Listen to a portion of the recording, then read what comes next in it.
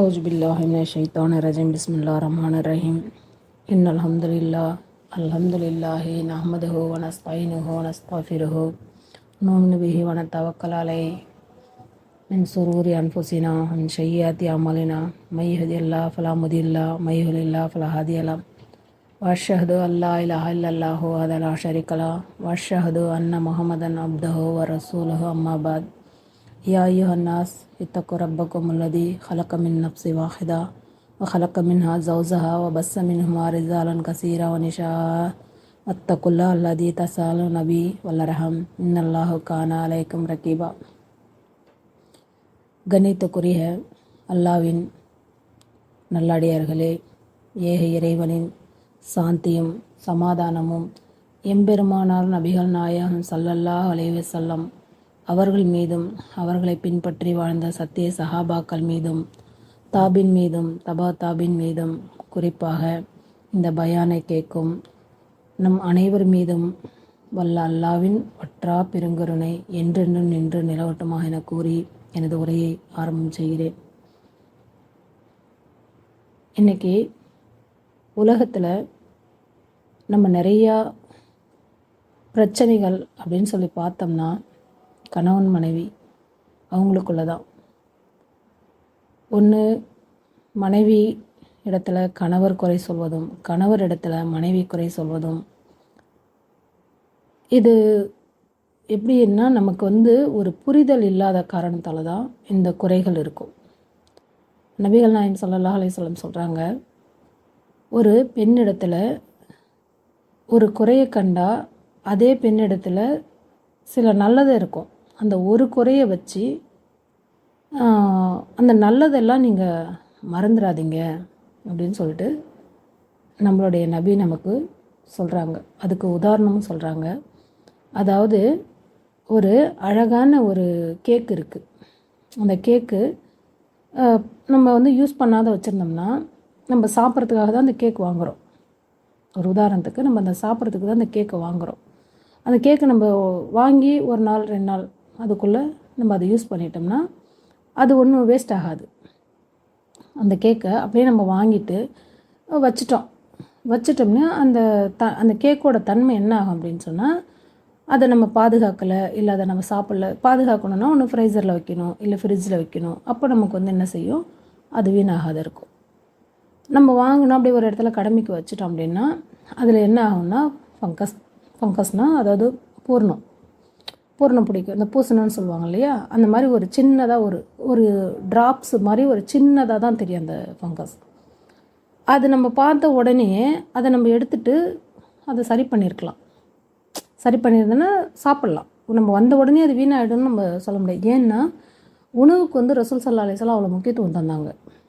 அவங்கெல்லாம் எப்படி சாப்பிட்டாங்கன்னா, கொழுப்பு இருக்கு இல்லையா, வீணாக போன கொழுப்பு, அந்த கொழுப்பு கூட பசியோட இதனால் அவங்களால முழுங்க முடியாதான், நாத்தம் வீணாக போனது. அதனால் அவங்க என்ன செஞ்சாங்கன்னா, வாய்க்குள்ளே வச்சு குச்சால் குத்தி முழுங்கினாங்களாம். இலைத்தலைகளை சாப்பிட்டாங்களாம், கல்லை வயிற்றுல கட்டியிருந்தாங்களாம். அந்த மாதிரி ஒரு பசியான ஒரு கால கொடுமையில் அவங்களாம் வாழ்ந்திருக்காங்க.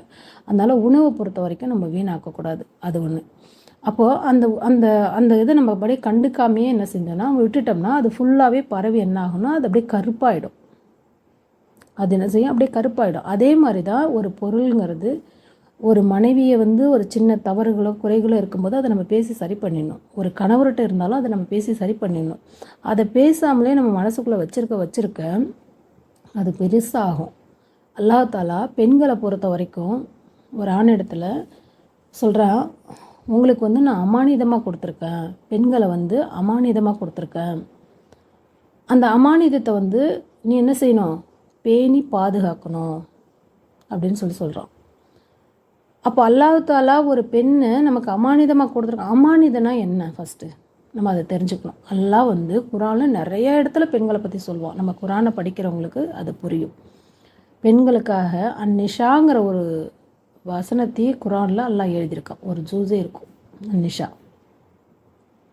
அப்போது எதுக்காக நம்ம சொல்கிறோம் அப்படின்னா, இந்த உலகத்தில் ரொம்ப ரொம்ப ஒரு முக்கியமான ஒரு ஆணுக்கோ ஒரு பெண்ணுக்கோ ஒரு கணவன் மனைவிங்கிற உறவு ரொம்ப ரொம்ப முக்கியமான ஒரு விஷயம். அப்போது இந்த இந்த பன்னு இந்த கேக் எப்படி நமக்கு பார்க்காத இருந்து வீணாக போய் அதை தூக்கி நம்ம வெளியில் போடுறோமோ அந்த மாதிரி தான் ஒரு சில விஷயங்களை சின்ன விஷயமா இருக்கக்குள்ளே அதை நம்ம சரி பண்ணிக்க முயற்சி பண்ணி அதை நம்ம என்னென்னு தெரிஞ்சு அதை சரி பண்ணணும். ஏன்னா காசு கொடுத்து வாங்கினது நாம் தானே, அந்த காசு சம்பாதிக்க நாம் தானே கஷ்டப்பட்டுருப்போம்.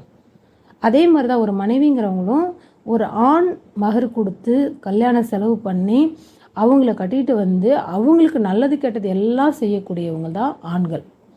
ஆண்களுக்கு அல்லாஹ் வந்து நிறைய இடத்துல குரானில் வசனங்களை சொல்கிறான்.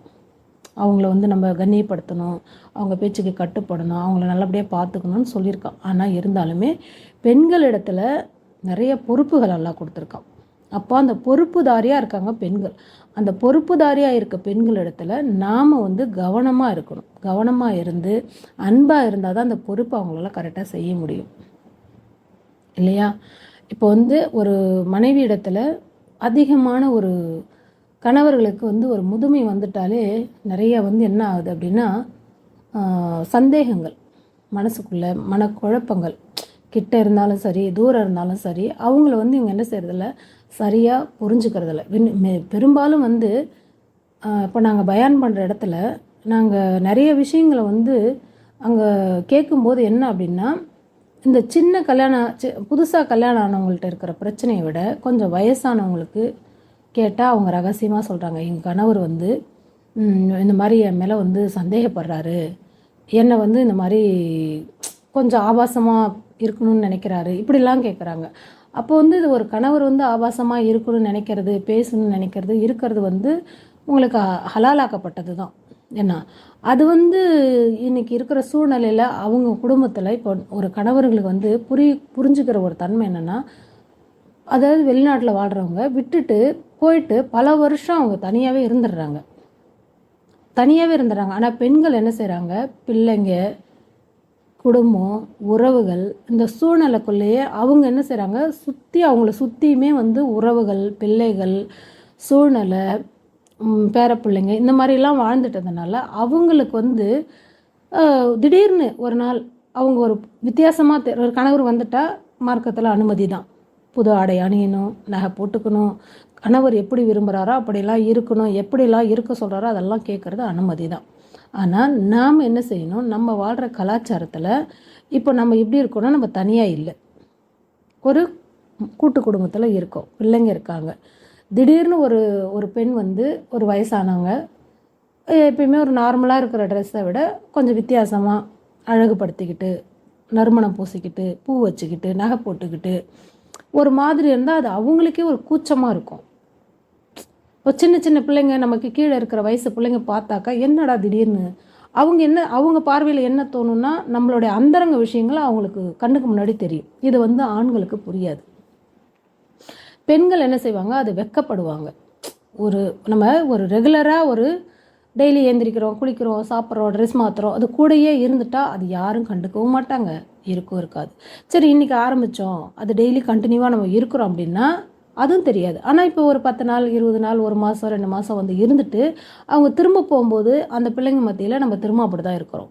அப்போ இது வந்து பெண்களுக்கு இயல்புலேயே வந்து ஒரு பெரிய மனப்போராட்டம். ஆண்களுக்கு கூடவும் நம்மளால் சந்தோஷமாக இருக்க முடியாது, அவங்க என்ன செய்ய முடியாது, இவங்களாலையும் இப்படி இருக்க முடியாது. அப்போ அவங்களுக்குள்ளே இருக்கிற ஒரு பிரச்சனையை கணவர்கள் தான் புரிஞ்சுக்கணும். அவங்கள வந்து புரிஞ்சுக்கிற ஒரு தன்மை யாருக்கு இருக்குன்னா அந்த கணவருக்கு தான் இருக்கும். நம்ம மனைவி வயசில் நம்ம கூட எப்படி இருந்தாங்க, இப்போ பிள்ளைங்க பெருசாகிட்டாங்க, நம்ம குடும்ப சூழ்நிலை எப்படி இருக்குது, அப்போ நாம் வந்து என்ன செய்யணும், நம்ம மனைவிக்கு சப்போர்ட்டாக இருந்தால் தான் நம்ம மனைவி நம்மக்கிட்ட அன்பாக இருப்பாங்க, இப்படி வந்து இருக்கணும். இன்னொன்று என்ன அப்படின்னா, அல்லாஹ் தஆலா ஒரு பெண் மீது செய்யாத ஒரு தவறை அவதூற யார் ஒருத்தர் பேசுகிறாங்களோ அவங்கள அல்லாஹ் பழி தீர்ப்பான்னு சொல்லியிருக்கான். ஒரு பெண் எந்த தவறும் செய்யாத ஒரு பெண் மீது அவதூறு பேசிட்டாலோ அந்த பெண் மனம் நொந்து அல்லா இடத்துல கரம் ஏந்திட்டா அந்த துவாவுக்கு என்ன இல்லை, வானத்தில் திரைகளே கிடையாது, அல்லாட்ட நேராக போய் அது கபலாயிடும். ஒன்று. அப்போது இந்த மாதிரி நமக்கு வந்து என்னென்னா, பெண்களை வந்து எந்த அளவுக்கு அல்லாஹ் கண்ணியமாக சொல்லியிருக்கான். எல்லா மார்க்கத்துலேயும் சொல்லுவாங்க பெண்களை வந்து இழிவா, ஆனால் நம்ம இஸ்லாம் மார்க்கத்தில் அல்லாஹ் கொடுத்துருக்க கண்ணியம் பாருங்கள். யார் ஒருவருக்கு பெண் பிள்ளைகள் 2 இருக்கோ அதை கண்ணியமான முறையில் வளர்த்து திருமணம் செய்து கொடுத்தவங்களுக்கு சொர்க்கத்தில் அல்லாஹ் அவங்கள கண்ணியப்படுத்துவன்னு சொல்லியிருக்கான். திருமணம் முடிச்சு தர வரைக்கும் தான் தாய் தகப்பனுடைய கடமை. அதுக்கப்புறம் அந்த பெண் என்ன ஆனாலும் அது வந்து அந்த கணவனுடைய ஒரு பொறுப்பு. அவள் வந்து விபச்சாரம் செய்கிறா, ஒருத்தர் கூட ஓடி போகிறா, செத்து போகிறா, தற்கொலை பண்ணிக்கிறா, இல்லை சரியாக வாழாத பிரச்சனை பண்ணுறான்னா அந்த கணவராக இருக்கிற இடத்துல அந்த பெண்ணுக்கு போதுமான திருப்தி கிடைக்கலனா தான் அந்த பிரச்சனை வரும். அது என்னன்னு சொல்லிட்டு ஆரம்பத்திலேயே உன் கணவருக்கும் உனக்கு என்ன பிரச்சனை அப்படின்னு அந்த கணவர் வீட்டில் இருக்கிறவங்க, ஏன்னா ஒரு பெண்ணை திருமணம் முடித்து கொடுத்த உடனே அந்த கணவர் வீட்டுக்கு தான் முழு அவள் பொறுப்பாளி. அவங்களுக்கு தான் அது முழுக்க உரிமையானவ. அவங்க அதை விசாரிக்கணும். ஏன்னா அவங்க குடும்பத்துக்குள்ளே ஒரு பெண் வந்துட்டோன்னே அந்த பெண்ணுக்கு தேவையான பாதுகாப்பு, உணவு, உடை எல்லாமே அந்த கணவர் தான் தரணும். அப்போ அங்கே என்ன பிரச்சனை, ஒரு புதுசாக அந்த பெண்ணுக்கு என்னன்னு, அங்கே அவளுக்கு சரியான முறையில் மரியாதை இல்லை, சந்தோஷம் இல்லை, திருப்தி இல்லை, பிரச்சனை இருக்குன்னா அப்போ உடனே அது என்ன செய்யணும், பெற்றவங்க நம்ம கேட்கணும். கணவரை பெற்றவங்க அதை கேட்கணும். அதை சரி பண்ண நம்ம முயற்சி பண்ணணும். அது வந்து ஒரு பெண்ணுக்கு. அதையும் மீறி ஒரு தாய் தகப்பனுக்கு இன்னும் நல்லா சொல்கிறான், பெண்களால் நாளைக்கு மிகப்பெரிய ஒரு விஷயம், ஒரு பெண்ணு ஒரு ஆணுக்காக அந்த குடும்பத்தில் அவள் படுற ஒரு கஷ்டங்கள் இருக்குது பாருங்கள். அல்லாஹ் சொல்கிறான், அவளும் உன்னை விட சின்ன வயசு, அவள் பலகீனமானவ. அல்லாஹ் குர்ஆனில் சொல்லி காட்டுறான், அவள் பலகீனமானவ, அவள் உன் விலா எலும்புகளால் செய்யப்பட்டவ, அது வளைவு நெளிவுகளாக தான் இருக்கும், வளைவாக தான் இருக்கும். அது வளைவாக இருக்குதுன்னா அந்த வளைவிலே விட்டுடு, அதை நிமித்த நினைத்தால் உடைந்துடும். என்ன சொல்கிறாங்க ரசூல் ஸல்லல்லாஹு அலைஹி வஸல்லம், அந்த விலா எலும்பை நீ நிமித்த நினச்சின்னா உடஞ்சிருன்றாங்க. அதுக்கு அர்த்தம் என்ன, எலும்பு பிடிச்சி நிமித்துறது கிடையாது. அவளுடைய குணம் கோபம், பிடிவாதம், அழுக, சொல்கிறதில்ல, இந்த மாதிரிலாம் தான் இருக்கும். அதனால் நீ என்ன செய்ய, அதை வந்து ரொம்ப துருவி விசாரிக்காத. அதை துருவி அதை இப்படி இரு அப்படி இரு, இப்படி பண்ணு அப்படி பண்ணுன்னு சொன்னீங்கன்னா அது என்ன செய்யும், உடஞ்சி தான் போகும், சரியாகாது. ஒரு மனைவிங்கிறவ எந்த அளவுக்கு உன்னை நேசிக்கிறா அப்படின்னு சொல்லி அந்த அவளுடைய பணிவிடைகள் இருக்கு இல்லையா, உனக்காக சாப்பாடு செய்கிறா, உன்னுடைய ட்ரெஸ்ஸை துவைக்கிறா, உன்னுடைய பிள்ளைகளை பராமரிக்கிறா, உனக்கு தேவையான எல்லா வஸ்துக்களையும், துணிமணிகளையும், பொருளாதாரத்தை எல்லாத்தையும் அவள் கவனிச்சுட்டே இருக்கா. நீ சம்பாதிக்கக்கூடிய சம்பாரத்தினையே அவள் வந்து சரிவர அது வந்து கரெக்டாக உனக்கு பேணி பாதுகாக்கிறது எவ்வளோ பெரிய விஷயம்.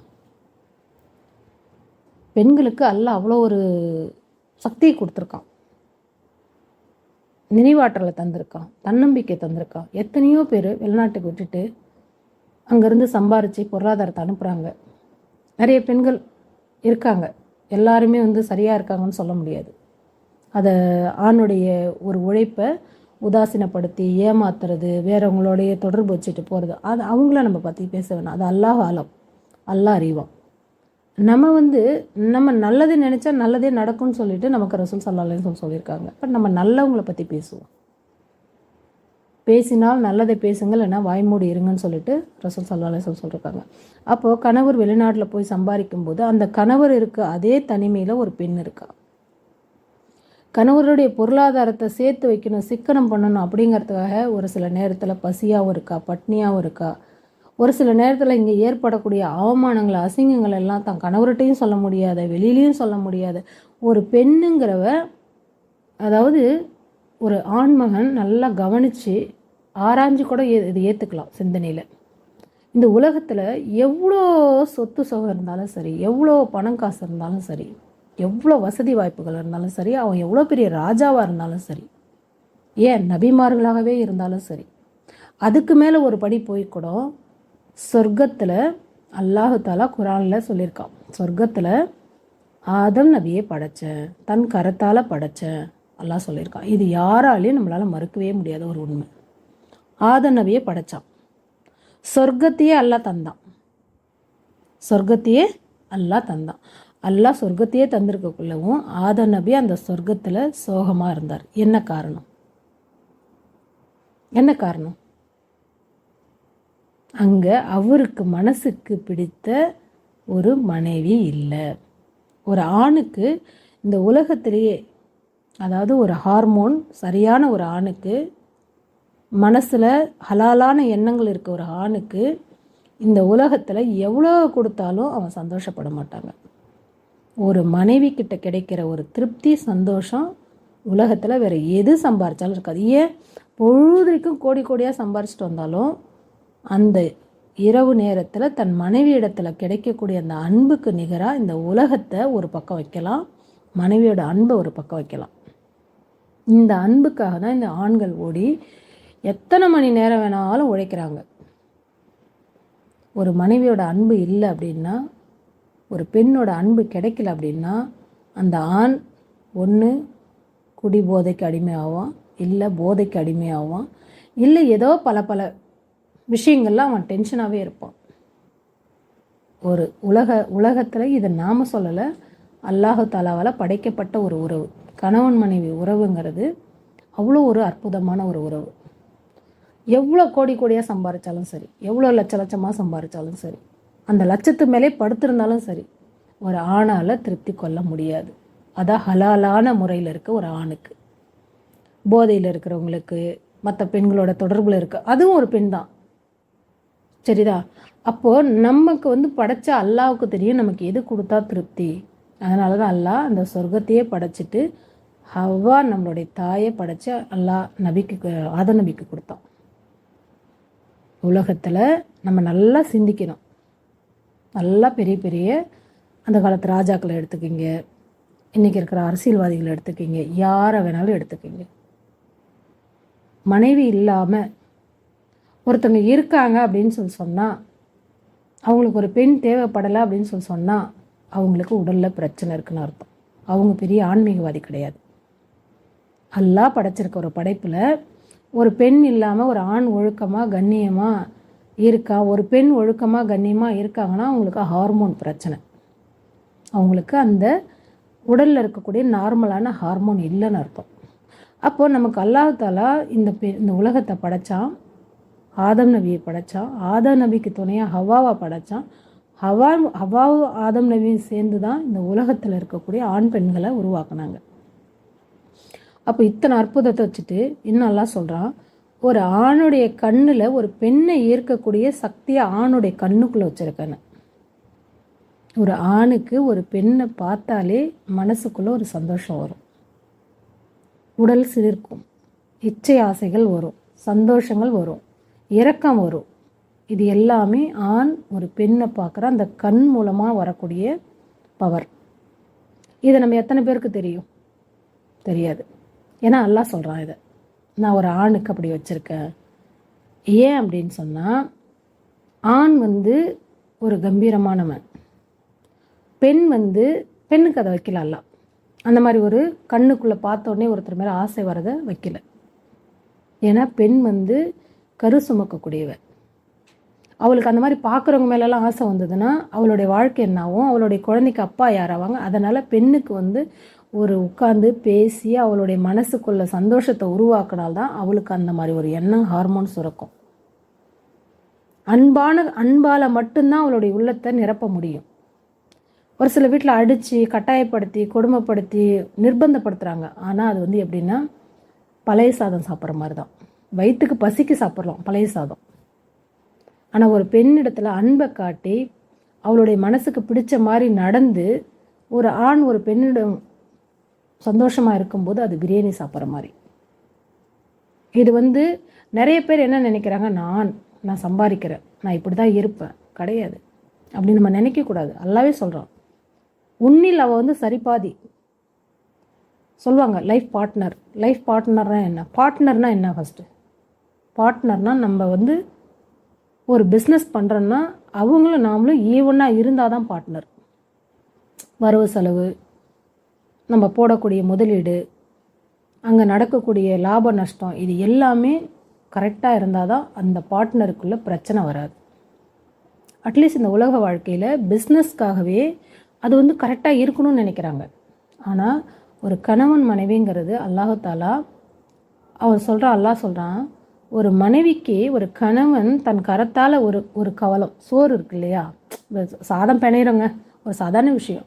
அந்த சாதம் பிணைஞ்சிட்டு இருக்க சாதத்தில் மனைவி பக்கத்தில் தானே உட்காந்துருப்பாங்க, இந்தம்மா அப்படின்னு ஒரு வாய் கொடுத்தா அதுக்கு அல்லாஹ் சந்தோஷப்படுறானோ. அந்த சந்தோஷப்பட்டு அந்த கணவன் மனைவிக்கு அவ்வளோ பர்க்கத் செய்கிறாங்க. சந்தோஷம் யார் படணும் நினச்சி பாருங்கள். அல்லாஹ் நம்மளை பார்த்து சந்தோஷப்படுறான். நமக்கு தானேங்க அது சந்தோஷம், நமக்கு தான் அது சந்தோஷம். ஆனால் அல்லாஹ் சொல்கிறான், ஒரு கணவன் தன் கரத்தால் ஒரு மனைவிக்கு ஒரு கவலம் சோறு கொடுக்கும்போது அல்லாஹ் சந்தோஷப்படுறான். அதை விட என்ன வேணும் நமக்கு? அல்லாஹ் சந்தோஷப்பட்டுட்டா நம்ம வாழ்க்கையில் எவ்வளோ சந்தோஷமே. ஆனால் நிறைய ஆண்கள் என்ன தெரியுமா செய்கிறது, பொண்டாட்டின்னா அப்படியே ஒரு கெத்தாகவே இருக்கணும். நம்ம அவகிட்ட நம்ம இறங்கி போகக்கூடாது. அவள்கிட்ட நம்ம வந்து எல்லாம் நீதாங்கிற மாதிரி போகக்கூடாது. நீ நல்லா இருக்க அப்படி இப்படிலாம் ரொம்ப ஈகோ பார்க்குறது. ஈகோ யார்கிட்ட பார்க்கணும் தெரியுங்களா? உங்களை மாதிரி ஒரு ஆண்கள்கிட்ட பார்க்கணும். அப்போ தான் அந்த ஒரு ஆண் இடத்துல தன்னுடைய ஈகோவை காட்டும்போது இவன் வந்து கரெக்டான ஆள், இவன் நியாயமான ஆள், இவன் கரெக்டாக வேலை அப்படி அவங்க நினைப்பாங்க. ஆனால் ஒரு மனைவி பலகீனத்துக்கு மேலே பலகீனமானவங்க. அந்த பலகீனத்தை சொல்கிறான். ஒரு பெண் தன் தாய் வீட்டில் சுதந்திரமாக இருக்கா, சின்ன வயசு விளையாண்டுட்டு போயிட்டுருக்கா. திடீர்னு ஒரு குடும்பத்துக்குள்ளே வந்துடுறா. வந்த உடனே அந்த குடும்பத்துக்குள்ளே இருக்கவங்கள நல்லது தெரியாது, கெட்டது தெரியாது, யாருக்கு என்ன பிடிக்குன்னு தெரியாது, என்ன செய்யணும்னு தெரியாது. ரெண்டாவது ஒரு கணவனுக்காக தன்னுடைய எல்லா விஷயங்களையுமே உள் வாங்கிக்கணும். அதெல்லாம் கரெக்டாக புரிஞ்சுக்கிட்டு செய்யணும். அவங்களுக்கு எது பிடிக்கும் எது பிடிக்காது, அவங்களுக்கு பிடிச்சதையும் பிடிக்காததையும் நமக்கு தெரிஞ்சும் தெரியாமலும் நம்ம மாட்டில் செஞ்சு செஞ்சு செஞ்சு செஞ்சு நிறைய திட்டு வாங்கிறது, நிறைய அடி வாங்கிறது. அதுக்கெல்லாம் மேலே இந்த குழந்தைய கரு சுமந்துட்டா அந்த பெண்களுடைய நிலைமை, பிடிச்சதை சாப்பிட முடியாது. ஒரு நிமிஷம் இதெல்லாம் நம்ம யோசித்து பார்த்துருக்கோமா? பிடிச்சதை சாப்பிட முடியாது, நல்ல ட்ரெஸ் பண்ண முடியாது, நல்ல கம்பீரமாக நடக்க முடியாது. உடல் பலகீனம், வாந்தி, மயக்கம், தூக்கம் இல்லை. கணவருக்கு சந்தோஷம் தரணும், அது தரலன்னா அது பிரச்சனை. இது எல்லாம் தாண்டி அவன் ஒரு தாயாகி அந்த குழந்தையை பித்தெடுத்து தன் உடலில் ஊறக்கூடிய ரத்தத்தை பாலாக எல்லாம் மாற்றி தரான். அதையும் கொடுத்து அந்த குழந்தைக்கு நல்லது கெட்டது செஞ்சு அது வளர்ந்து வாலிபமாக அவங்களுக்கு தேவையானதெல்லாம் செஞ்சு கணவரை ஒரு பக்கம் பார்க்கணும், பிள்ளைங்களை ஒரு பக்கம் பார்க்கணும். வேலையில் போயிட ஆண்கள் சொல்கிறாங்க, நாங்கள் ரொம்ப கஷ்டப்படுறோம். யாருக்காக படுறோம்? மனைவிக்காக தான் படுறோம், பிள்ளைங்களுக்காக தான் படுறோம். நியாயம்தான், மனைவி பிள்ளைகளுக்காக தான் நீங்கள் கஷ்டப்படுறீங்க. அந்த மனைவி பிள்ளைகளுக்காக நீங்கள் படுற கஷ்டம் கண்டிப்பாக அர்த்தமுள்ளதாக இருக்கணும். இந்த உலகத்தில் உங்களுக்கு யார் எது சொன்னாலும் உங்களுடைய உள்ளத்தில் நீங்கள் நினைப்பீங்க, என் பொண்டாட்டி என்னை எதுவும் குறை சொல்லாமல் இருந்தால் போதும், என் பிள்ளைங்க என்னை குறை சொல்லாமல் இருந்தால் போதும் அப்படின்னு. ஆனால் இந்த உலக வாழ்க்கைக்கு நம்ம நினைக்கிறோம். ஆனால் மறுமையில் அல்லாஹ் சொல்கிறான், உன்னுடைய மனைவி உன்னை பொருந்தி கொண்டால் மட்டும்தான் உனக்கு சொர்க்கம். நீ தொழுதிருக்கலாம், ஹஜ் செய்யலாம், உம்ரா செய்யலாம், தான தர்மம் செய்யலாம், ஜகாத் தரலாம், இன்னும் பல நன்மைகள்லாம் இருக்குது, அதெல்லாம் நீ செஞ்சுருக்கலாம். ஆனால் உன்னுடைய மனைவி என்னுடைய கணவரை நான் பொருந்திக்கிட்டேன் அப்படின்னு சொல்கிற வரைக்கும் உனக்கு சொர்க்கம் கிடையாது. அதே வார்த்தையை மனைவிக்கும் அல்லாஹ் சொல்கிறான், உன்னுடைய கணவர் உன்னை பொருந்திக்கிட்டாதான் உனக்கு சொர்க்கம். நீயும் என்ன செய்ய, கணவருக்கு பிடிச்ச மாதிரி நடந்துக்க. மார்க்கத்தில் ஒரு வஞ்சனை கிடையாது. அப்போ இங்கே என்ன பார்க்க வேண்டிய அப்படின்னா, முதுமை வரும்போது நமக்குள்ள நிறையா இயலாமைகள் வரும். குறிப்பாக பெண்களுக்கு நிறையா வரும். ஏன் அப்படின்னா, அவங்களுக்கு இந்த பிரசவம், மாதவிடாய், ரெண்டாவது தனிமை, எல்லாராலையும் நிறைய வார்த்தைகளை கேட்டு கேட்டு பலகீனம், இது எல்லாமே தனக்குள்ளேயே மூடி மூடி மூடி வச்சு அவங்க ஒரு காலகட்டத்தில் சே போ என்ன வாழ்க்கை அப்படின்னு அவங்க ஒரு விரக்திக்கு வந்துடுறாங்க. ஏன்னா இன்றைக்கி பெண்களுமே என்ன செய்கிறாங்க அப்படின்னா, தனக்குள்ளே இருக்கிற ஒரு பிரச்சனைகளை டெய்லி நடக்கிற கூட இருந்தால் தானே தெரியும், இவளுக்கு இன்றைக்கி இந்த பிரச்சனை, அதை போய் சரியாக பண்ணிடலாம் அப்படின்னு போயிடும். ஆனால் எல்லா பிரச்சனைகளையுமே கணவர் இடத்துல மறைச்சி அவங்க வாழ்ந்துட்டு திடீர்னு ஒரு நாள் அவங்க ஏதாவது சொல்ல வந்தால் அவங்களால அதை புரிஞ்சுக்கவும் முடியாது, ஏற்றுக்கவும் முடியாது. அது ஒரு பக்கம் போயிட்டுருக்கோம். அவங்க அந்த முதுமை காரணம், தனிமை காரணம், உடல் சோர்வு, பலகீனம், இதனால் என்ன செய்கிறாங்க, வெளிநாட்டிலேருந்து நான் இப்போ சமீபத்தில் ஒரு நியூஸில் பார்த்தேன், வெளிநாட்டிலேருந்து நல்லா சம்பாரிச்சிட்டு இருந்தார், வீட்டுக்கு வந்தார், கேன்சல் பண்ணிட்டு வந்துட்டார். அப்போ அந்த வீட்டில் அவங்களுக்கு என்ன அப்படின்னா, டைமுக்கு டீ, டிஃபன், அவங்க அவங்களுக்கு தேவையானதை அவங்க மனைவி செய்கிறாங்க. மற்றபடி அவங்கள வந்து எதுவும் கண்டுக்கல. ஒரு கொடுக்கல் வாங்கல், ஒரு வெளியில் போகிறது வர்றது எதுவுமே அவங்க நார்மலாக எப்பவுமே போல் அவங்க லைஃப் போயிட்டுருக்கு. அப்போ இவர் என்ன நினைக்கிறாரு அப்படின்னா, நான் என்ன சாப்பிட்டுட்டு உட்காந்துருக்கிறதா என் வேலையா, என்னோடய வேலை என்ன? அவருக்கு அவரே யோசிக்கிறார். அவரால் பேசவும் முடியல. ஏன்னா ரெகுலராக அந்த அம்மா அவர் இல்லாதப்போ என்னென்ன வேலை செஞ்சுட்டு இருந்தாங்களோ அதே தான் செஞ்சிட்ருக்காங்க. பசங்கள்கிட்ட சொல்லி செஞ்சிட்ருக்காங்க. இவங்க என்ன நினைக்கிறாங்க, நம்மளை வந்து அவாய்ட் பண்ணுறாங்க, ஒதுக்குறாங்க, நம்மளை மதிக்கலை அப்படின்னு நினைக்கிறாங்க. அவங்க மனசுக்குள்ளே என்ன நினைக்கிறாங்க அப்படின்னா, அவர் ரொம்ப நாளாக கஷ்டப்பட்டுட்டாரு, ரொம்ப ரொம்ப நமக்காக உழைச்சிட்டாரு, இனிமேலாவது அவர் ரெஸ்ட் எடுக்கட்டும், அவர் சாப்பிடட்டும், தூங்கட்டும், தொழுவட்டும், நல்லா ஃப்ரெண்டுங்களோட பேசட்டும், அப்படி அவங்க நினைக்கிறாங்க. ஆனால் இவர் ஆண் இல்லையா, ஆணுக்கு வந்து எப்பயுமே ஒரு கம்பீரமாக இருக்கணும்னு நினைக்கக்கூடியவர் தான் ஆண்கள். இவங்க மனசுக்குள்ளே இப்படி ஒரு எண்ணம். அப்போ அவங்களுக்கு என்ன ஆகுது அப்படின்னா, மனைவி மேலே சந்தேகம் வருது, கோபம் வருது ஃபஸ்ட்டு. அந்த கோபத்தை வந்து அவர் வெளிப்படுத்தும் போது அவங்க மனைவி என்ன பண்ணுறாங்க, இவர் வெளியில் இருந்தப்பயாவது நல்லா எங்கிட்ட பேசினார், வீட்டுக்கு வந்து எங்கிட்ட இப்படி கோபமாக பேசுகிறாரு. அவங்களுக்கு அது புரியல. அது கொஞ்ச நாள் இடையில என்ன ஆகுது அப்படின்னா, அவருக்கு வந்து எல்லா விஷயத்துலையும் மனைவி மேலே சந்தேகம் வருது. அவனை வச்சுருக்கா, இவனை வச்சுருக்கா, அஸ்தக்ஃபிருல்லாஹ் இப்படிங்கிற வார்த்தையெல்லாம் அவர் வந்து என்ன செய்கிறாரு, பேசுகிறாரு. அப்போ பேசும்போது அவங்க மனைவியால் அதை ஏற்றுக்க முடியல. கணவரை முழுசாகவே வெறுக்கிறாங்க. வெறுத்துட்டு அவருக்கு 60 வயசு, அவங்களுக்கு 50 வயசு, டைவர்ஸ்க்கு போகிறாங்க, தலாக் சொல்கிறதுக்கு. தலாக் சொல்ல போகும்போது அங்கே அவங்களுக்கு கவுன்சிலிங் நடக்குது. என்ன பிரச்சனை, எதுக்காக அப்படின்னு. அந்த கவுன்சிலிங்கில் சொல்கிறாங்க, இவர் சொல்கிறாரு, நான் வெளிநாட்டில் இருந்த வரைக்கும் அது வேணும், இது வேணும், இது வேணும், அது வேணும், அங்கே கொடுக்கணும், இங்கே கொடுக்கணும்னு என் மனைவி சொல்லிகிட்டே இருப்பாங்க. நான் காசு பணம் அனுப்பிட்டே இருந்தேன். இப்போ நான் வீட்டுக்கு வந்துட்டேன். நான் வந்து கொஞ்ச நாள், 1 வருஷம் கூட ஆகலை. என்னை எதுவுமே இவங்க கேட்குறதில்ல. சாப்பாடு தராங்க, இது மட்டும்தான், சாய் சாப்பாடு, எனக்கு என்ன வேணுமோ இதை தான் தராங்க. என்னை எதுவுமே அவங்க கலந்துக்கிறதில்ல, கேட்குறதில்ல. அவங்க பசங்களோட அவங்களோட தான் அவங்க எல்லாமே பார்த்துக்கிறாங்கன்னு. எதுனால தான் உங்கள் பிரச்சனை அப்படின்னா, ஆமாம். அப்போ உங்கள் மனைவி மேலே நீங்கள் ஏன் இப்படி அவதூறு பேசுகிறீங்கன்னா, அவங்கள நான் கோபமாக பேசும்போது அவங்க என்னை விட்டு வெறுத்து தூரமாக போக போக அப்போ என்னை விட இவங்களுக்கு வேறு யாரோ இருக்காங்களாங்கிற மாதிரி என் மனசுக்கு தோணுது. நீங்கள் கண்ணால் பார்த்தீங்களா? இல்லை, நான் பார்க்கல. என்ன சொல்கிறாங்க, நான் கண்ணால் எதையும் பார்க்கல. கண்ணால் பார்க்காம நம்ம பேசுகிறது எவ்வளோ பெரிய குற்றம் தெரியுமா, எவ்வளோ பெரிய பாவம். எல்லா இடத்துல அதுக்கு எல்லாம் சொல்கிறான், அவங்களுக்கு தண்டனை நான் வழங்குறேன் அப்படின்னு சொல்கிறான். அப்போ இந்த விஷயம் வந்தபோது அந்த அம்மாவை கேட்டால் அந்த அம்மா என்ன சொல்கிறாங்க, அவருக்கு ரொம்ப கஷ்டப்பட்டுட்டாரு, சின்ன வயசில் பிள்ளைங்களை வளர்க்கணும், போகணும், நாங்கள் 2 பேருமே எங்கள் வாழ்க்கையை தொலைச்சிட்டோம், அதனால் அவர் இப்போயாவது ரெஸ்ட் எடுக்கட்டும், அவர் ஏன் வெயிலில் அங்கேயும் இங்கே ஓடணும், ஓடியாரணும், பசங்க வளர்ந்துட்டாங்க, பசங்க சம்பாதிக்கிறாங்க, இவருக்கு வேணுங்கிறத நாங்கள் செய்கிறோம், போகிறேன். அப்போ இதில் யார் சொல்கிறது சரி, யார் சொல்கிறது தப்பு? இப்போ இவர் நல்லா இருக்கணும்னு மனைவி நினைக்கிறாங்க. ஆனால் இவர் என்ன நினைக்கிறாரு, இவருக்கு அது தவறாக தெரிஞ்சால் நான் போகிறேன் கடைக்கு, இவர் தானே கேட்கணும், நான் கடைக்கு போகிறேன், பை கொடு, நான் போய் வாங்கிட்டு வரேன், இங்கே என்ன கொடுக்கணும், அங்கே என்ன கொடுக்கணும், ஒரு மனைவி இடத்துல கலந்து பேசலாம். அப்போ 2 பேருமே பேசிக்காமலே அவங்க மனசுக்குள்ளே இவங்க ஒரு பக்கம் அவங்க ஒரு பக்கமாக அந்த பிரச்சனை தலாக் வரைக்கும் போயிடுச்சு. தலாக் வரைக்கும் போயிடுச்சு. இப்போ தலாக் போயிடனே பசங்க சொல்கிறாங்க, எங்கள் அம்மாவுக்கு வந்து ரொம்ப கொடுமைப்படுத்துகிறாரு, எங்கள் அம்மாவை அசிங்கமாக பேசுகிறாரு, எங்கள் அம்மா இவர் கூட இருக்க வேண்டாம், எங்கள் அம்மா எங்களை வளர்க்குறதுக்காக அவர் இல்லாமல் ரொம்ப கஷ்டப்பட்டு வளர்த்துட்டாங்க, இப்போது இவர் இந்த மாதிரி பேசுகிறது எங்கள் காது அடிப்படை எங்களுக்கு கஷ்டமாக இருக்குது, பசங்க வளர்ந்துட்டாங்க. இவர் என்ன சொல்கிறாரு, தலாக் கேட்குறாரு. அந்த அம்மாவும் அவருக்கு அதுதான் சந்தோஷம்னா கொடுத்துருங்க, முடிஞ்சிருச்சு, தலாக் கொடுத்துட்டாங்க.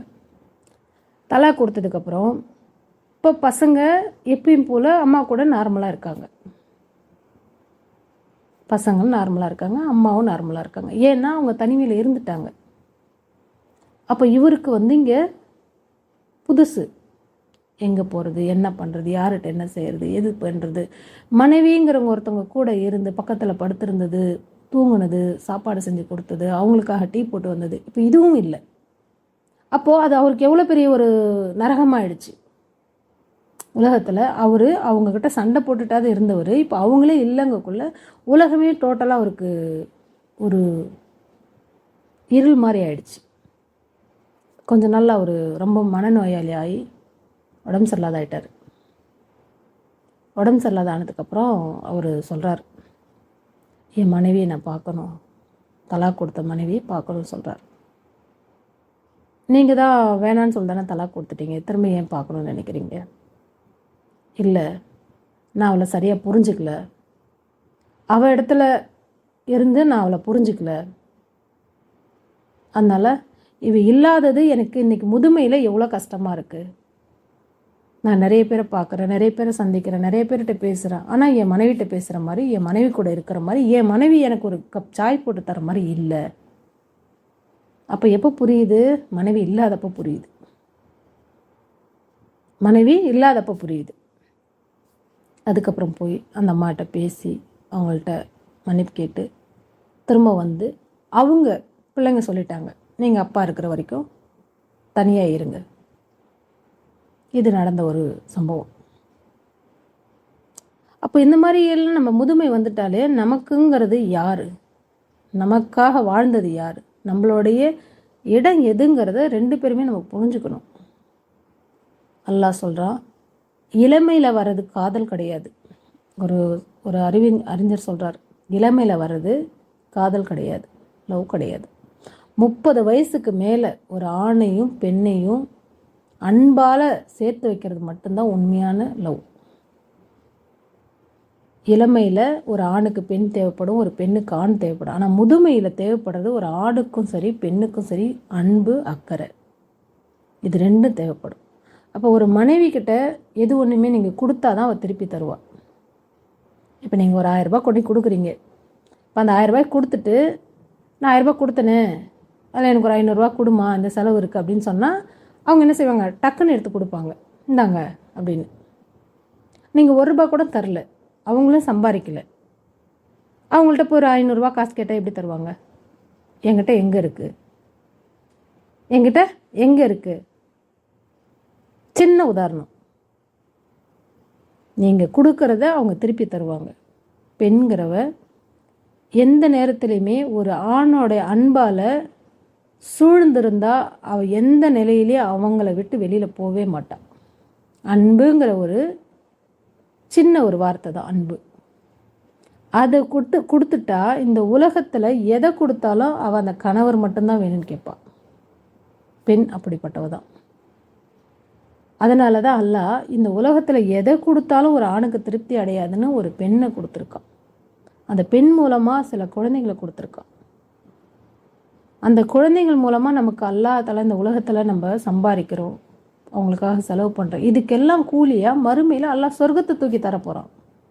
நம்ம செலவு பண்ணுறோம், நம்ம சம்பாதிக்கிறோம், இது எதுவுமே வீணாக போகிறது கிடையாது.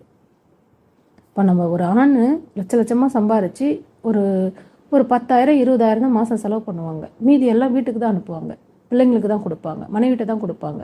அதை முழுக்க சாப்பிட்றது யாராக இருக்குன்னா மனைவி, பிள்ளைங்க தான். அந்த ஆண் நினைக்கிறான்னா இவ்வளோ கஷ்டப்பட்டு சம்பாரித்து எல்லாமே இவங்கள்ட்ட கொடுத்துட்டு நான் கடைசியில் வெறும் ஆளாக நினைக்கிறேன். நீங்கள் இந்த உலகத்தில் தான் அது உங்களுக்கு வெறும் ஆளாக தெரியும். ஒரு நிமிஷம் நம்மளுடைய ரூஹை பிரிஞ்சுட்டா அல்லாஹ் அதுக்கான கூலியை பன்மடங்கு ஆக்கி வச்சு உங்களுக்கு தான் தரப்போகிறோம். ஒரு பெண்ணை திருமணம் முடிக்கிறது, அவர் கூட சேர்ந்து வாழ்கிறது, குழந்தைங்களை பெற்று அதுங்களை வளர்த்து ஆளாக்குறது, இது எல்லாம் ஒரு ஆணோட முழுமையான வாழ்க்கை. அந்த வாழ்க்கையை சந்தோஷமாக வாழ்ந்து அந்த வாழ்க்கை மூலமாக அல்லாஹ் கொடுக்கக்கூடிய சொர்க்கத்துக்கு நம்ம சந்தோஷமாக போகணும் இல்லையா? மனைவிங்கிறவங்க எவ்வளவோ பலகீனம் உள்ளவங்க. சில விஷயங்களை சொல்ல மாட்டாங்க, கணவருக்கு மனசு கஷ்டப்படணும். சில விஷயங்களை சொல்லுவாங்க, அதை நம்மளால் முடிஞ்சால் சரி செய்கிறேன், முடியலையா விட்டுரு. இன்னும் கணவன் மனைவி உறவுக்குள்ளே நிறைய விஷயங்கள் இருக்குது. நம்ம பேசிட்டே போகலாம். நம்மளுடைய மனசுக்கு ஒரு கணவனை இழந்த பெண்ணும் சரி, ஒரு பெண் கணவனை இழந்தவங்களும் மனைவியை இழந்த ஒரு ஆணும் அவங்க இடத்துல போய் கேட்டு பாருங்கள். ஒரு மனைவி சரியில்லாத மனைவியை கூட செத்துருப்பாங்க, அவங்கள்ட்ட போய் கேட்டு பாருங்கள். அவங்களுக்கு அந்த தவறுகளெல்லாம் மறந்து போய் அவங்கள்ட்ட நல்லது மட்டும்தான் ஞாபகம் இருக்கும். ஒரு பெண் இடத்துல போய் கேளுங்களேன், குடிகார புருஷனாக இருந்திருக்கலாம், சரியில்லாத சம்பாதிக்காத புருஷனாக இருந்திருக்கலாம், ஆனால் இறந்துருப்பாங்க. ஏதோ சில நினைவுகள் அவங்க மனசுக்குள்ளே அந்த நல்ல எண்ணங்களை வச்சுட்டு சொல்லுவாங்க, என் கணவர் மாதிரி யாருமே இருக்க மாட்டாங்க, என் கணவர் என்னை அப்படி பார்த்துட்டாரு இப்படி பார்த்துட்டாரு. ஏன் தெரியுமா சொல்கிறாங்க? அதுதான் உண்மை. அந்த உள் மனசுக்குள்ளே அவங்க கூட வாழ்ந்த உண்மையான எண்ணங்கள் அந்த வலியின் மூலமாக அப்போ தான் உங்களுக்கு புரியும், நம்ம கொஞ்சம் பொறுத்து போயிருக்கலாமே, நம்ம கொஞ்சம் தாழ்ந்து போயிருக்கலாமே. இருக்கும்போது யார் ஒரு புத்திசாலியுமே சரி, இருக்கும்போது ரசூல் ஸல்லல்லாஹு அலைஹி வஸல்லம் அவங்களுக்கு பாருங்கள் எத்தனை மனைவிகள். அவங்க வாழ்க்கையெல்லாம் பிரச்சனை வரலையா? நம்ம நினைக்கிறோம் ரசூல்லா தானே, அவங்க வாழ்க்கையில் பிரச்சனை வந்திருக்காது. அவங்க வாழ்க்கையிலையும் பிரச்சனை வந்தது, அவங்களும் அதை கையாண்டாங்க. ஆனால் அன்பாக சந்தோஷமாக நிறைவாக இருந்தாங்க. ஒரு ஒரு மூமின் நிறைய இடத்துல நான் பார்க்குறேன், கணவன் மனைவி பேசிக்காமலே இருப்பாங்க. ஒரு கணவர்னு சொல்லுவாங்க, ஒரு மனைவின்னு சொல்லுவாங்க, பேசிக்காமே இருப்பாங்க. ரசூல் ஸல்லல்லாஹு அலைஹி வஸல்லம் சொல்கிறாங்க, ஒரு மூமின் 3 நாளைக்கு மேலே பேசாமல் இருக்கக்கூடாது. அட்லீஸ்ட் சலாமாவது பேசணும், நல்லா இருக்கீங்களா, நல்லா இருக்கா. ஒரு கணவன் மனைவி ஒரு சின்ன மனஸ்தாபத்தில் மாதக்கணக்கில் பேசாமல் இருப்பாங்க, வருஷக்கணக்கில் பேசாமல் இருப்பாங்க, நாள் கணக்கில் பேசாமல் இருப்பாங்க. அது எப்படின்னு தெரியல. ஒரு குடும்பத்தில் வாழ்க்கையை ஒருத்தர் ஒரு உலகத்திலே மிகப்பெரிய ஒரு உறவு எது அப்படின்னா கணவன் மனைவி உறவு தான். எங்கோ இருந்து வந்த ஒரு பெண், எங்கோ இருந்த ஒரு ஆண்.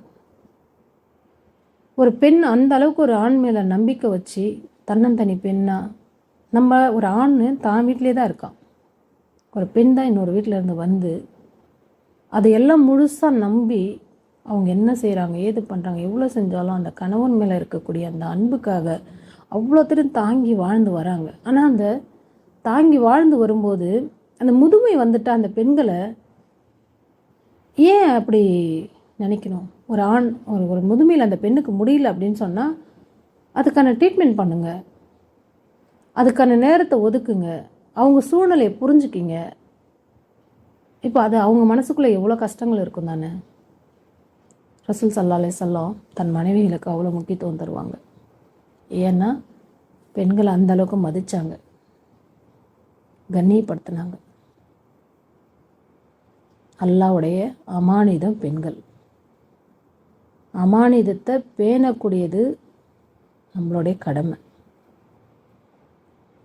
அமானிதம்னா நம்ம நினச்சிட்ருக்கோம் ஏதோ ஒரு பொருள் கொடுத்துறதுன்னா, அல்லாஹ்வுடைய அமானிதம். அல்லாஹ் பெண்களை அடிக்கிறதுக்கு கூட அனுமதி தரல. புரியுதுங்களா?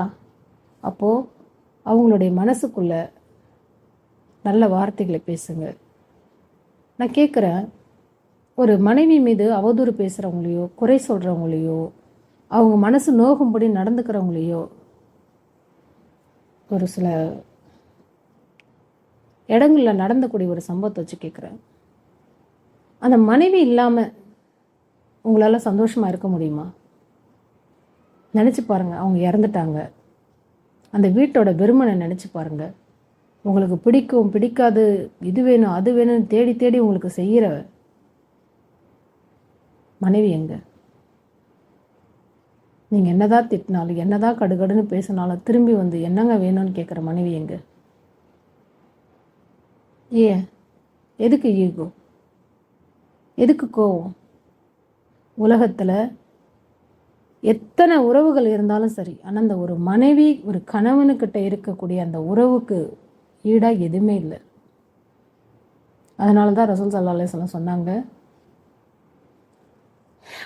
உனக்கு ஒரு சஹாபி கேட்பார், நான் உங்களுக்கு சஜிதா செய்யணும்னு நினைக்கிறேன் அப்படின்னு. அப்போது அவங்க சொல்லுவாங்க, அல்லாவுக்கு அடுத்தபடியாக சஜிதா செய்யறதுக்கு ஒரு அனுமதி வழங்கியிருந்தா நான் கணவருக்கு செய்ய சொல்வேன்னு. ஏன்னா கணவருங்கிற உறவும் அவ்வளோ ஒரு முக்கியமான உறவு. நான் பேசுகிறது நல்ல மனைவி நல்ல கணவர்களுக்கு தான், குடிக்கிற கணவருக்கு இல்லை, பொண்ணை விட்டுட்டு இன்னொரு பொண்ணு கூட போகிற கணவருக்கு இல்லை, சம்பாரித்து கொடுக்காம பசி பட்னியாக பொண்டாட்டி பிள்ளைங்களை போடுற கணவருக்கு கிடையாது. தன் மனைவி பிள்ளைகளுக்காக உழைக்கக்கூடிய ஒரு கணவர், அல்லாவுக்கு பயந்து வாழக்கூடிய ஒரு கணவர், ஒரு சாலிகான ஆணுக்காக ரசூல் ஸல்லல்லாஹு அலைஹி வஸல்லம் சொன்னாங்க, அவங்களுக்கு சஜ்தா செய்ய சொல்லியிருப்பேன். அல்லாஹ்க்கு அடுத்தபடியாக சஜ்தா செய்யக்கூடியதான் அவங்களுக்கு தந்திருப்பேன். ஏன் அப்படின்னா அதுக்குள்ளே அவ்வளோ விஷயங்கள் இருக்குது. அதுக்குள்ளே அவ்வளோ விஷயங்கள் இருக்குது. ஒரு ஆண் இரவு பகலாக பார்க்காம கஷ்டப்பட்டு கண் விழித்து அடுத்தவங்கள்ட்ட திட்டு வாங்கி பசி பட்னியாக கடந்து பிடிச்சதை பிடிக்காததெல்லாம் அனுபவித்து இதுக்கெல்லாம் மேலே ஆணுக்குள்ளன்னு சில ஆசைகள் பார்த்தாலே வரும்னு சொல்லி அல்லாஹ் சொல்கிறான். ஆண் ஒரு பெண்ணை பார்த்தாலே ஆசைகள் வரும். பெண் இல்லாத உலகம் எங்கே இருக்குது? இன்றைக்கி மீடியாவிலலாம் எங்கே பார்த்தாலும் ஆபாசம்தான்.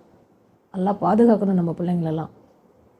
அந்த மாதிரி ஒரு ஆபாச உலகத்தில் தன்னுடைய ஆபாசங்களெல்லாம் கட்டுப்படுத்தி தன் மனைவி பிள்ளைகளுக்காகவே சம்பாதிக்கிற அந்த சாலிகான ஆண்கள் இருக்காங்கள்ல, ரொம்ப ரொம்ப பாவம். அதனால தான் அல்லாஹ் அவங்களுக்கு ஹூரின் பெண்களை தரன்னு சொல்லியிருக்கான் சொர்க்கத்தில்.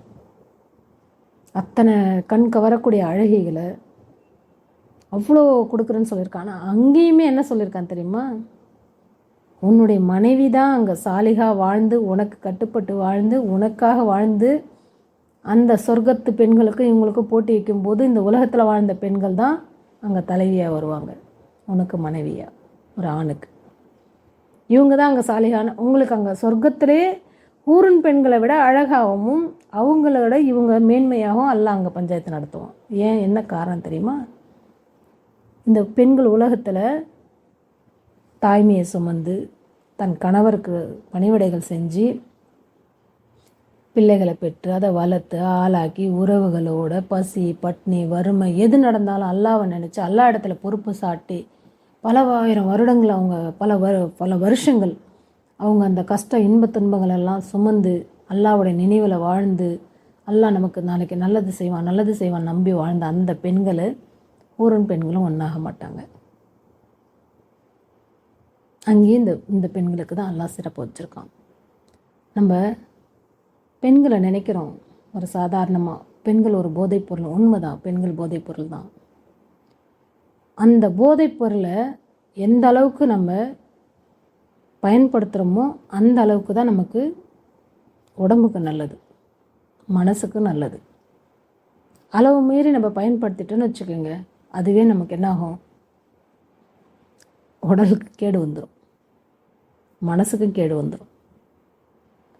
ஒரு மனைவியை ஒரு பெண்ணு அல்லாஹ் எந்த அளவுக்கு கண்ணியப்படுத்தியிருக்கான், ரசூல் எந்த அளவுக்கு கண்ணியப்படுத்தியிருக்காங்க, அந்த அளவுக்கு நம்ம கண்ணியப்படுத்தலைனாலும் ஆண்கள் ஒரு முடிஞ்ச வரைக்கும் ஒரு அன்பான வார்த்தை, நல்லா இருக்கேம்மா, சாப்பிட்டியாம்மா, உடம்பு எப்படி இருக்குது, நான் நல்லா இருக்கேன், நீ நல்லா இரு, என்னை பற்றி கவலைப்படாத, எனக்கு எப்பவும் உன் ஞாபகம் தான், இப்படி ஒரு நாலு வார்த்தை நல்ல வார்த்தை பேசுங்க. நீங்கள் பேசி பாருங்கள், அவங்க தானாக பேசுவாங்க. ஒரு பெண்ணை எதிர்பார்க்கறது கணவர் இடத்துல காசு பணமோ கிடையாது. காசு பணம் அவங்க எதிர்பார்க்குறாங்க அப்படின்னா அவங்க ஒரு சாலிகான மனைவி கிடையாது. இருக்காங்க, நான் இல்லைன்னு சொல்லலை. அது அவங்க பழகிற அந்த கணவர்களுக்கு தெரியும் என் மனைவி எதை எதிர்பார்க்குறா. அப்படியே ஒரு சில பெண்கள் காசு பணத்தை எதிர்பார்த்து வீண் விரயம் பண்ணுறவங்களோட சேர்த்து வைக்கிறாங்கன்னா அது ஏதோ ஒரு குடும்ப சூழ்நிலை காரணமாக இருக்கலாம், பிள்ளைங்களுக்காக இருக்கலாம். இது எல்லாமே இருக்கும்.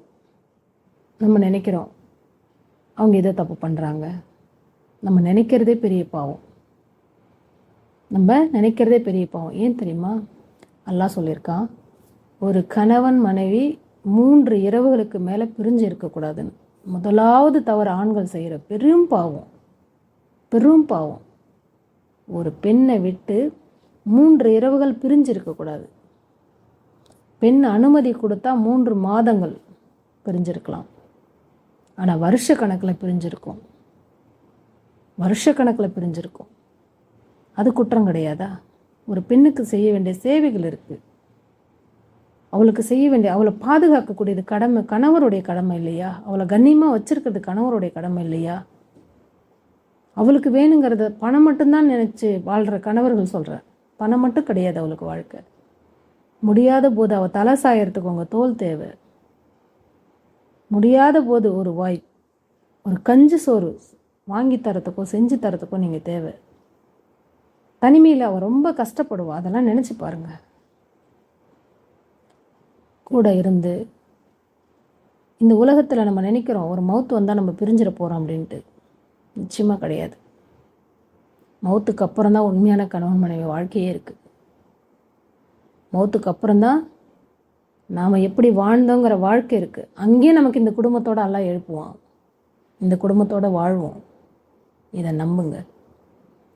அல்லாவும் அல்லாவுடைய தூதரும் ஒரு மனைவியை பற்றி என்ன சொல்கிறாங்க அப்படின்னு சொல்லி கேளுங்க. நம்ம எப்படி வாழணும், ஒரு இன்பங்கிறது ஒரு மனைவி இடத்துல மட்டும்தான் கிடைக்கும், ஹலாலான முறையில். அவங்க மனசு நொந்து நம்ம பேசுகிற வார்த்தைகள் ஒவ்வொன்றுமே, ஒரு கணவன் மனைவி ஒரு இரவில் 2 பேரும் கோவத்தோடு இருந்தால் மலக்குமார்கள் சபிக்கிறாங்க, அல்லாஹ் சபிக்கிறான். எந்த அளவுக்கு அப்படின்னு சொன்னால், நம்ம உடம்புல இருக்குல்ல முடிகள், கை காலெல்லாம் முடி இருக்குல்ல, அந்த அளவுக்கு பாவத்தை எழுதுறானா. சுப்ஹானல்லாஹ். அல்லாஹ் பாதுகாக்கணும், அல்லாஹ் பாதுகாக்கணும். அல்லாஹ்வுடைய சாபமோ கோபமோ நம்ம மேலே வந்துடவே கூடாது. கணவன் மனைவிங்கிற உறவு அவ்வளோ ஒரு புனிதமான உறவு. எல்லாத்த விட இந்த ஷைத்தான்னு ஒருத்தர் இருக்கான் பாருங்க, அவனுடைய பெரிய வேலையே அந்த ஷைத்தானுங்களுக்கு தலைவன் இப்லீஸ் கேட்பானான். டெய்லியும் அவன் சிம்மாசனத்தில் உட்காந்துட்டு சொல்லுவானான், யார் யார் என்னென்ன செஞ்சீங்க அப்படின்னு சொல்லிட்டு. அப்போது எல்லாருமே சொல்லுவாங்களாம், அவங்க வீட்டில் சண்டை உண்டாக்கணும், இவங்க வீட்டில் பிரச்சனை, ஆனால் தம்பி அடிச்சுக்கிட்டான், சொத்து தகராறு, அது இது இந்த எல்லா பிரச்சனையும் எல்லாம் சைத்தானால தான் எல்லாம் உருவாகும் எல்லாம் சொல்லுவாங்களாம். ஒருத்தன் சொல்லுவானா, நான் என்ன தெரியுமா செஞ்சேன், ஒரு நல்லா இருந்த ஒரு கணவன் மனைவியை சின்னதாக அவங்க மனசுக்குள்ளே கஷ்டத்தை போட்டு பெருசாக பிரித்து விட்டு வந்துட்டானோ. வாடா வாடா வாடா, நீ தாண்டா என் வேலையாட்கள். ரொம்ப அவனை பாராட்டி கூப்பிட்டு தோலை தட்டி கொடுப்பான் அந்த ஷைத்தான். ஏன் அப்படின்னா, ஒரு கணவன் மனைவி நடுவில் ஒரு முடி அளவுக்கு கீறல் விழுந்தால் அது ஒரு பால் அளவுக்கு ஆக்கிடுவான் ஷைத்தான். இவங்க உள்ளத்துக்குள்ளே போடுவான், நீ பேசுகிறது சரியா, நீ சொல்கிறது சரியா, நீ அன்றைக்கி அப்படி சொன்ன, நீ இன்றைக்கி இப்படி சொன்ன, நீ இதை பேசுன, நீ அதை பேசுன, நீ ஒன்றும் இதை பேசாத, நீ இதை சொல்லாத, நான் தான் சம்பாதிக்கிறேன், நான் தான் பார்க்குறேன். இப்படியே போட்டு போட்டு 2 பேர் மனசுக்குள்ளே என்ன செய்வான், ஷைத்தான் இரும்பு மாதிரி கோட்டை கட்டிடுவான். நீ எனக்கு வேணாம், நான் உனக்கு வேணாம். அல்லாஹ் பாதுகாக்கணும். ஷைத்தான் அவ்வளோ சந்தோஷப்படுறான், ஆனால் அல்லாஹ் அவ்வளோ கோவப்படுறான். கணவன் மனைவி 2 பேருமே வாயில் வரக்கூடிய வார்த்தைகள், பேசக்கூடிய வார்த்தை இருக்கு இல்லையா, சாபம் கொடுக்கறது, திட்டுறது, சபிக்கிறது, அவதூறாக பேசுறது, பொய் சொல்கிறது, இது எல்லாமே அல்லாஹ் நம்மளுடைய பதிவேட்டில் எழுதிட்டே தான் இருப்பான். நாளைக்கு அதுவும் மறுமையில் விசாரிக்கப்படும். கணவர் இடத்துல ஒரு தவறு இருக்கா, நீங்கள் இதை செய்யாதீங்க, எனக்கு பிடிக்கல சொல்லுங்கள். மனைவி இடத்துல ஒரு தவறு இருக்கா, நீ இதை செய்யாத, எனக்கு பிடிக்கல. அது ஏன் திரும்ப அவங்க அப்படியே செய்கிறாங்களா, ஏன் அதை செய்கிறாங்க, அதை நோட் பண்ணுங்கள். அவங்களோட நிர்பந்தத்தினால அந்த பிள்ளைங்களுக்காக செய்கிறாங்களா, உறவுகளுக்காக செய்கிறாங்களா, இல்லை திமிர் பிடிச்சி செய்கிறாங்களா, நோட் பண்ணுங்கள். என்ன தான் நீங்கள் செஞ்சாலும் மனைவிங்கிறவ உங்களுடைய அமானிதம். நாளைக்கு மறுமையில் அல்லாஹ் விசாரிப்பான். இந்த பெண்ணை உன்னிடத்துல நான் கொடுத்தனே, இந்த பெண்ணை நீ என்ன, இந்த பெண் மூலமாக நீ என்ன செஞ்ச, அவளை நல்லா பார்த்துட்டியா. அவங்களுக்கும் அந்த கேள்வி இருக்குது. கணவரை உங்களிடத்துல கொடுத்தமே, அவங்கள நீங்கள் பணிவிடை செஞ்சீங்களா, பார்த்தீங்களா, சந்தோஷம் கொடுத்தீங்களா, நல்லபடியாக வச்சுருந்தீங்களா கேட்பாங்க. அப்போ இங்கே உன்னை கேட்குறாங்கள, என்னை கேட்குறாங்களா, இப்படி நம்ம நினைக்கக்கூடாது. அங்கே கேட்குறது நம்ம மனைவி, அங்கே கேட்க போகிறது நம்ம கணவன். அல்லாஹ் இன்னும் சொல்கிறான், நம்ம கணவன் மனைவி பற்றி பேச நிறைய பேசலாம்.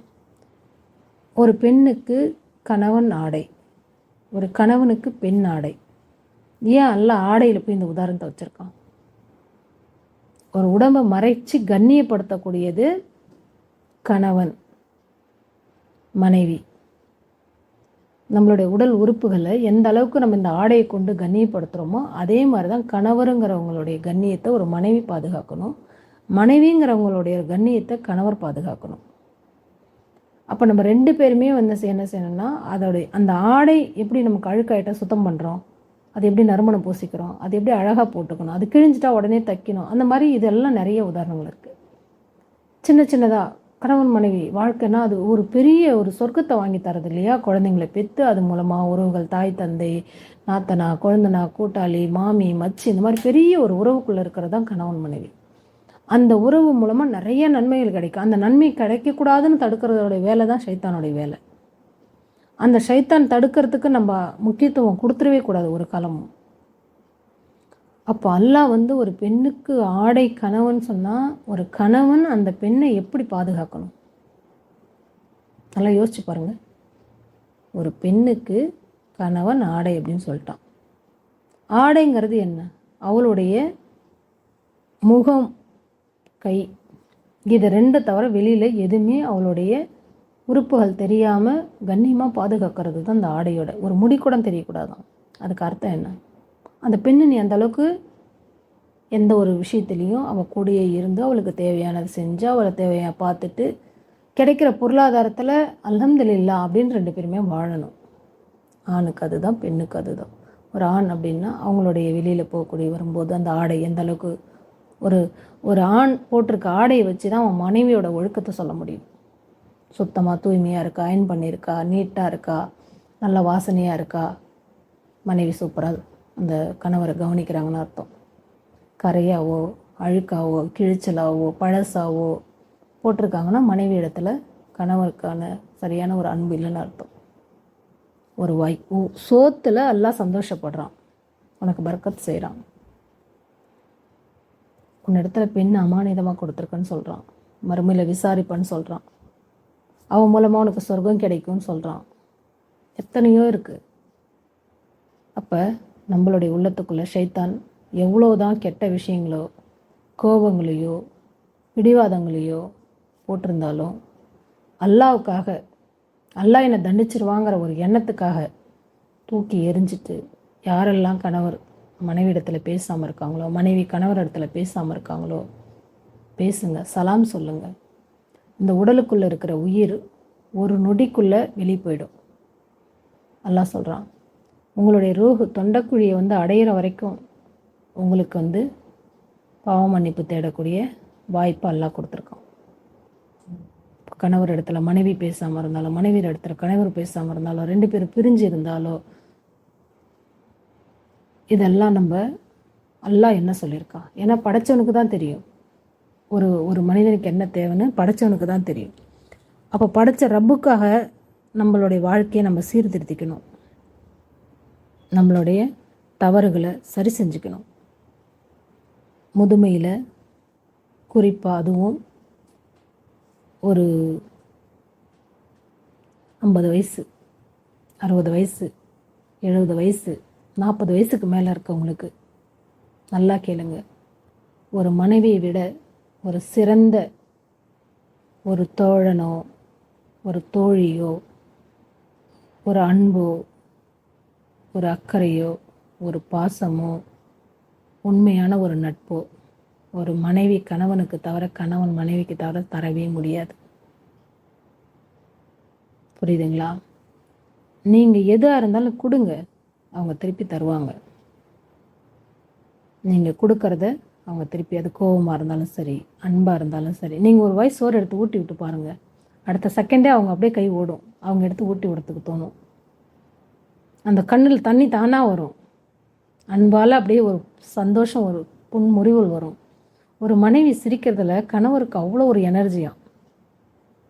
ஒரு ஆராய்ச்சியாளர் சொல்கிறான், ஒரு கணவனுக்கு மனைவி சிரித்தா அவ்வளோ ஒரு எனர்ஜி கிடைக்குமா. ஒரு மனைவி கோவப்பட்டால் 1000 டன் சுற்றி எடுத்து நடு மண்டையில் நச்சுன்னு அடித்தா இப்படி சுக்கா மண்டை போகுமா, அந்த அளவுக்கு வலி இருக்குமா மனைவியோட கோவம். அப்போ அந்த அளவுக்கு ஒரு பவர்ஃபுல்லானவ தானே. உனக்காக தானே அல்லாஹ் அமானிதமாக கொடுத்துருக்கான், உனக்காக தானே படைச்சிருக்கான், உன்னுடைய விலா எலும்பில் தானே படைச்சிருக்கான், உன்னுடைய ஒரு உறுப்பில் இருந்து தானே அவளை உருவாக்கியிருக்கான். நல்லா யோசிச்சு பாருங்கள். ஒரு பெண்ணுங்கிறவ, அதுவும் ஒரு மனைவிங்கிறவ உங்களுக்காக, உங்கள் குழந்தைங்களுக்காக, உங்கள் சொத்துக்காக பொறுப்பாளி. ஒரு பொறுப்பில் இருக்கிறவங்கள நம்ம என்ன செய்யணும், கண்ணியப்படுத்தினா அந்த பொறுப்பை அவங்க செம்மையாக செய்வாங்க. அதனால் எவ்வளோ மனஸ்தாபங்கள் இருந்திருக்கலாம், எவ்வளோ கஷ்டங்கள் இருந்திருக்கலாம். இதை பற்றி பேசணும்னா நிறைய நம்ம பேசலாம். அல்லாஹ் குரானில் ஒரு கணவனுக்கு மனைவி செய்ய வேண்டிய பணிவிடைகள், மனைவிக்கு கணவன் செய்ய பணிவிடைகள், ஒவ்வொன்றா மாற்றி மாற்றி மாற்றி மாற்றி எல்லாம் நிறைய சொல்லிகிட்டே இருப்பான். நம்ம எதுக்கு இது கொஞ்சம் புரியறதுக்காக தான் கொஞ்சம் விளக்கமாக நம்ம சொல்கிறோம். நிறைய விஷயங்கள் இருக்குது. இப்போ இந்த உலகத்தில் நம்ம வயசில் இருக்கும்போது ஒரு பெண்ணுக்கும் சரி ஒரு ஆணுக்கும் சரி நிறைய பேர் உதவுவாங்க, நிறைய பேர் கூட இருப்பாங்க. ஆனால் முதுமை வந்து நிற்கும்போது எந்த ஒரு சுயநலமும் இல்லாமல் நமக்காக நிற்கிறது நம்ம கணவர், நமக்காக நிற்கிறது நம்ம மனைவி. உள் உணர்வால் சொல்லலாம், பெண்கள் சொல்லலாம், என் பிள்ளைங்க பார்த்துக்குவாங்க. கண்டிப்பாக கிடையாது. ஒரு கணவர் பார்த்துக்கிற மாதிரி தன் பிள்ளைங்க பார்த்துக்க மாட்டாங்க. நீங்கள் பிள்ளைங்களுடைய தோளில் போய் சாயும்போது கிடைக்காத ஒரு தெம்பும் ஒரு அன்பும் கணவருடைய தோளில் சாயும்போது கிடைக்கும். உங்கள் பிள்ளை நீங்கள் தோளில் போய் அந்த முதுமையில் சாயும்போது நீங்கள் எப்போ நகருவீங்கன்னு நினைப்பா. ஆனால் உங்கள் கணவர் சாய்ந்த உடனே அந்த தலையை வருடி கொடுப்பாங்க. ஏன்னா அவங்களுக்கு சாயறதுக்கு வேற ஒரு ஆள் இருக்கிறதுனால நாம் எப்போ நகருவோன்னு தான் அவங்க பார்ப்பாங்க. ஆனால் இவங்களுக்கு வேறு ஆள் இல்லாதனால நம்ம எப்படா சாய்வோன்னு எதிர்பார்ப்பாங்க. இந்த அன்பை ஒரு கணவரை தவிர வேறு யாராலும் தர முடியாது. அதே மாதிரி தான் கணவர்களுக்கும் ஒரு கணவர் ஒரு அன்பாக ஒரு மனைவி இடத்துல அவன் நெஞ்சோட சாய்ந்து பாருங்கள். அது ஒரு சொல்லவே முடியாத ஒரு சுகமாக இருக்கும். அதே ஒரு பிள்ளைகிட்டையோ ஒரு நண்பன்கிட்டையோ யார்கிட்ட வேணாலும் நீங்கள் போய் ஷேர் பண்ணி பாருங்கள், அந்த பாரம் உங்களை விட்டு போகவே போகாது. குடிச்சு பாருங்கள், எது வேணாலும் பண்ணுங்கள், அது தெரிஞ்ச உடனே அந்த பாரம் திரும்ப நமக்குள்ளே வந்துடும். ஆனால் அதே மனைவி இடத்துல சாயும்போது அவங்க கேட்பாங்க, என்னங்க ஆச்சு, என்ன இது புதுசாக இருக்குது, என்ன உங்களுக்கு பிரச்சனை, உடனே கேட்பாங்க என்ன பிரச்சனை. கேட்ட உடனே சொல்லுவாங்க, நான் இருக்குங்க, பிரச்சனை சொன்னோன்னே சொல்லுவாங்க, இவ்வளோதானா, முடிஞ்சிருச்சு, வாங்க எவ்வளோ பார்த்துட்டோம் வாழ்க்கையில், கடந்து போயிடலாம், நம்பிக்கை தைரியம் சொல்லுவாங்க. அப்படி தைரியம் சொல்ல தெரியல அப்படின்னு சொன்னால் அவங்களுக்கு உண்மையாலுமே உங்களுக்கு சொல்ல தெரியாதவங்களாக இருக்கலாம். ஆனால் அவங்க மேலே அன்பு இல்லாதவங்க இல்லை. அதனால் அதிகமான அன்பை நீங்கள் கொடுக்கறதுனால அல்லாஹ் உங்கள் மீது அன்பு காட்டுவான். நீங்கள் எதெல்லாம் ஒரு மனைவிக்காக செய்யணும்னு நினைக்கிறீங்களோ அதெல்லாம் அல்லாஹ் உங்களுக்கு தருவான். இந்த உலகத்தில் தரலைன்னா மறுமையில் அது 2 மடங்காக தருவான். ஏன்னா இது நான் சொல்லலை, அல்லாஹ் சொல்லியிருக்கான். அல்லாஹ் வாக்கு மீறாதவன். சரிங்களா? அதனால் நம்ம எதை கேட்டோமோ அதன்படி இந்த உலகத்திலையும் வாழ்ந்து மறுமையிலையும் வாழ்ந்து உலகிலும் வெற்றி பெற்று சொர்க்கத்திலே உயர்ந்த சொர்க்கமான ஜன்னத் ஃபிர்தௌஸில் அல்லாஹ் உங்களையும் என்னையும் உலக மூமினான முஸ்லீம் ஆண் பெண் அனைவரையும் ஒன்று சேர்த்து நபிகள் நாயகம் ஸல்லல்லாஹு அலைஹி வஸல்லம் அவர்களோட வாழக்கூடிய அந்த நல்ல பாக்கியத்தை அல்லாஹ் தந்தரல வேணும் என கூறி எனது உரையை நிறைவு செய்கிறேன். வாஹிருதான் அல்ஹம்துலில்லாஹி ரப்பில் ஆலமீன். அஸ்ஸலாமு அலைக்கும் வரஹ்மத்துல்லாஹி தஆலா வபரகாத்துஹு.